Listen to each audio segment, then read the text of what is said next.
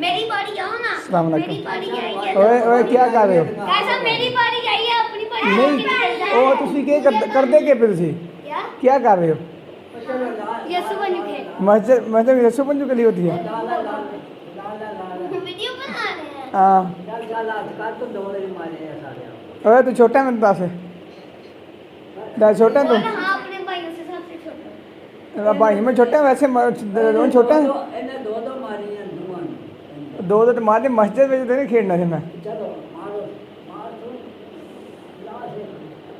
अब देखो साढ़े उस्ताद जी ने क्या खेलते पे ने ਇਹ ਉਸਤਾਦ ਜੀ ਨੇ ਉਹ ਵੀ ਮਾਸ਼ਾਅੱਲਾ ਵੱਡਾ ਹੋਇਆ ਉਸਤਾਦ ਹੈ ਸਮਝਦਾਰ ਹੋਇਆ ਇਹਦਾ ਭਰਾ ਵੇ ਤੇ ਇਹ ਖੇਡਦੇ ਪਏ ਨੇ ਤੇ ਇਹਨਾਂ ਨੂੰ ਮਾਸਾ ਸ਼ਰਮ ਨਹੀਂ ਆਉਂਦੀ ਛੋਟੇ ਬੱਚੇ ਹੋਣ ਤਾਂ ਚਲੋ ਬੰਦਾ ਨੂੰ ਸਮਝਾਵੇ ਵੀ ਤੇ ਵੱਡਿਆਂ ਨੂੰ ਸਮਝਾਉਣਾ ਵੀ ਸ਼ਰਮ ਆਉਂਦੀ ਸਾਨੂੰ ਆਪ ਹਾਂ